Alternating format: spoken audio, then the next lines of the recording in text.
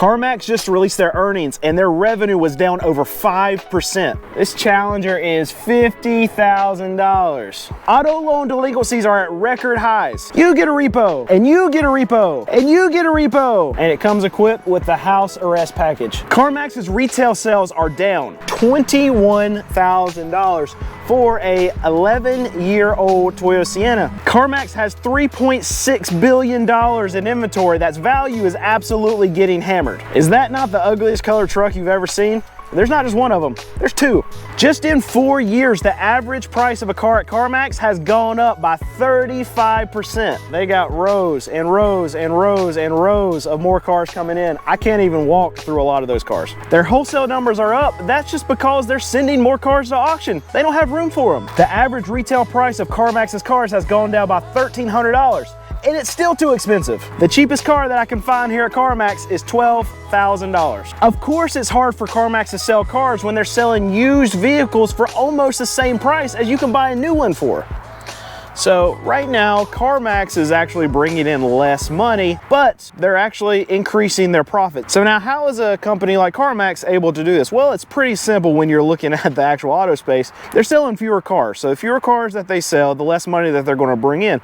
But in order for them to make more money, they cut their costs. They actually make more per unit. This is how CarMax is doing it. Their prices are high and their expenses are going down, and they're able to profit more because of this. Whew, yeah, let's check this one. This is a 2022 Dodge Challenger Scat Pack wide body. It's got 3,000 miles. Total price, $50,000.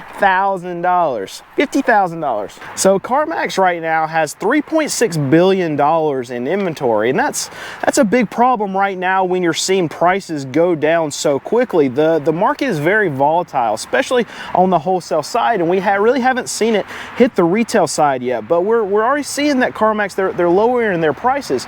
So for every month that these cars sit here and they don't turn over all these inventory, the price just keeps going down and down and down and down. And if we get any kind of big whoosh down, then CarMax is going to lose a ton of money.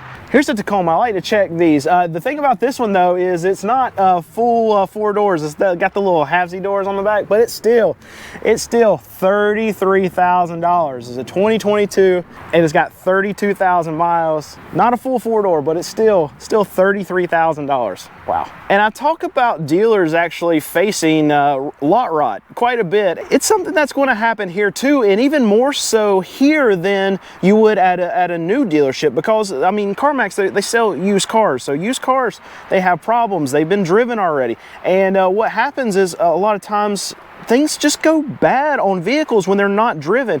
Cars are meant to be driven. They're meant for the systems to be lubricated. They need to be started. These batteries go bad, especially as it gets colder. There's a lot of costs associated with vehicles just sitting for a very long time. And $3.6 billion worth of inventory that's sitting and not selling, that's a big problem. The impossible to find Toyota Sienna. This one is a 2012, so an older one. It's got 58,000 miles and $21,000 for a 11-year-old Toyota Sienna. You can't really find them, so that's why it's so expensive. It's still way too expensive. For 2012, too expensive. So just like everyone else in the market, CarMax has experienced an increase in their delinquency rates. Right now, we're sitting at record high delinquencies of auto loans. And I'm standing in front of a Mustang and a Challenger, and I point out these cars a lot, these toys, because I'm a used car dealer and I'm able to go to these dealer auctions, and we have banks that run cars. We have CarMax that runs their repos at a lot of these auctions, and that's what we see. We see these toys, these Chargers, these Challengers, these Mustangs, these Camaros. These are the types of cars that we're seeing a great increase going through these repo lanes at these auctions. All right, here we go. We'll check one of these Scat Packs while we're here. This is a 2021 Challenger RT Scat Pack. It's got 19,000 miles. Total price is $39,000. I say total price. You're going to have some kind of fee or whatever when you get inside there, but no add-ons or anything like that. They have that no haggle price. You're not going to be able to negotiate either. So there you go. $39,000 plus whatever they're going to add on inside of CarMax. And if somebody knows what that is, put it down in the comments.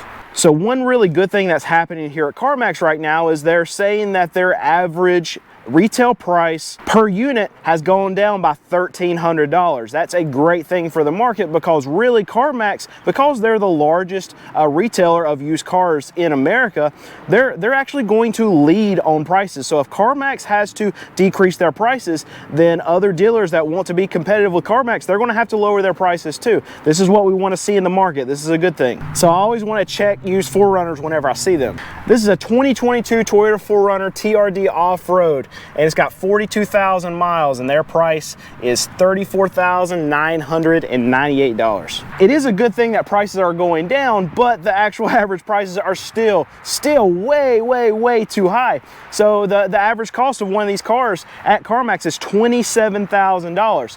And they actually addressed this on the call, and management said that back in 2019, the average price would be somewhere around $20,000. So just in a 4-year span, the average price of these cars here at CarMax has gone up by 35%. That's crazy.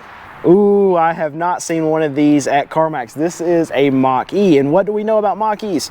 No one wants them, no one's buying them, they're stacking up at Ford dealerships. So let's see what CarMax is trying to get for a used one. All right, so this is a 2021 Mustang Mach-E Premium. It's got 27,000 miles, and their price, $45,000. I would go ahead and say this car is never going to sell for that. And they did talk a little bit about headwinds that they're going to be facing, and the biggest thing is affordability challenges that customers are having to deal with right now. And that's an obvious, right? Because these cars, they're too expensive. They also cited that inflationary pressures were a big problem, and that's just saying that, you know, everything costs more. So when consumers have more money going out for things that they need, they have less money sitting around to come and buy these new cars. They also said interest rates were a problem, and at the level that they are now with the price of the vehicles, it makes it even more unaffordable for people to actually get into these cars. Here we go. What should be your affordable four-door sedans, these Toyota Camrys. So let's check them. All right, this is a 2023 Toyota Camry SE, and it's got a price of $26,000, and it's got 28,000 miles. So I know that I've recently looked at some brand new ones with no mileage, and the MSRPs on those were somewhere around $26,000 to $28,000 for the same trim level. It's a problem with price. If someone can go buy a brand new one for almost the same price as they're buying a used one here from CarMax, prices have to come down. It's too much money for a used Camry when you can buy a new one for not that much more. So one massive problem in the car market right now that's actually taking consumers out of the market is negative equity. And over the last 2 years, more negative equity has been created in the car market than we've ever seen before, and that's because people were paying market adjustments on top of new MSRP prices. They were coming to places like CarMax, and they were paying 140% loan to value of these vehicles. They were paying way more than what these vehicles were worth to actually buy these cars. And now what that's created, as these prices have come down, is when a customer comes in and tries to trade in that car that they've had 2-3 years, they still owe more on the car than what it's worth. And the average right now is $6,000 of negative equity. And what that does is when that customer comes in to try to buy this Toyota Camry for themselves, and they want to trade in their current Toyota Camry, and they still owe that $6,000, CarMax is not going to front that bill for them. That consumer is going to have to come up with that $6,000 plus whatever down payment they're going to need to get into that Toyota Camry, and people are not going to be able to do it. There's most of America right now is living paycheck to paycheck, and they couldn't come up with $500, much less $6,000 to cover their negative equity. So this is going to put a big headwind into the market for places like CarMax, Carvana, all these new franchise dealers, all your OEMs, because it's going to suck consumers out of the market because they don't have money to be able to pay the difference. All right, and we found them. We can never find them at Ford dealerships. That's because they're always at CarMax. So Ford, if you want to get a Maverick, you got to come to CarMax to buy it. But we got 3 of them right here, so we'll check them. All right, this one's a 2022 Maverick. It's an XLT, and it's got 25,000 miles, and they want $31,000 for it. This one over here is a Lariat. It's a 2023 Lariat, 8,000 miles, and they want $37,000 for it. All right, and here is a better looking blue one. Actually, no price. Oh, it's got a temporary tag, so it's already been sold. So the idea of these Mavericks were they were supposed to be affordable trucks, and you were supposed to be able to get them from anywhere from $25,000 to $30,000. And we're seeing two used ones here over 30 grand, and that one's like, what, $37,000? Crazy. So one thing that management said that needed to happen for them to start pumping out more volume is that they needed interest rates to stabilize and then to go back down. This seems obvious. It's easier for consumers to buy vehicles as the interest rates go down. But one interesting thing that they said, and what a lot of people would probably not believe, but they said that if car prices go down, that would be so much better for their business. This is one thing that I argue with consumers a lot. A lot of people in my comment section is that they think that that dealers, they want prices to stay high, and that's not the case. Us as dealers, and CarMax even said it themselves, that if prices will go down, we can do more volume, we can sell more vehicles, we can make more money. We want the prices to go down. Dealers don't want these prices to stay as high as they are. All right, here's a RAV4. I like to check them when I see it. This looks like an older body style. Yes, a 2018 XLE. It's got 50,000 miles. Price is $24,000. So whenever I come here to CarMax, I always want to find you the cheapest thing that I can find on their lot, and it's always around that $10,000, $11,000, $12,000 price point. But this is what I found. It's a 2014 Volkswagen Jetta. It's got 109,000 miles. They're selling it for $12,000, which seems to be standard for about every time I come here. It's either $11,000 or $12,000. The cheapest thing on the whole lot, $12,000. And I know that I pick on CarMax a lot, but truth be told, I don't really think CarMax is a bad company. I don't think management is really all that bad. There's a lot of decisions that they make as far as their pricing models that I don't like, but there's a lot of things that I do like about CarMax too. You're going to get an easier process when you come to CarMax. You're going to get transparency on the price. They have the prices on every one of these vehicles out here, and you're not going to see that in most cases at a franchise dealer. So that's something that I do like. But I have the mentality of a small business owner, and my goals are to make my business last and thrive as long as possible. I'm thinking long-term game when I'm looking at my business, and this management team, they don't have the ability to do that, and I'll tell you why. See, when I make a decision and I'm thinking about the long-term goals, I'm not answering to anyone. I have to put up with myself and my own decisions, and if I make a bad decision and we see it's a bad decision, I can pivot immediately, and I don't have anyone to answer to other than myself. This management team, they have bosses, and their bosses are in the form of shareholders, and they don't have the luxury of making a decision and seeing it pan out really years down the road. What they have to do is they have to live and die quarter by quarter by quarter, and they have to put up the numbers that they need to put up. So that means that they are driving towards profitability and not necessarily making a long-term customer. And what that drives management to do is making decisions like keeping your prices ridiculously high when you know you need to lower them, when you know the market is getting worse.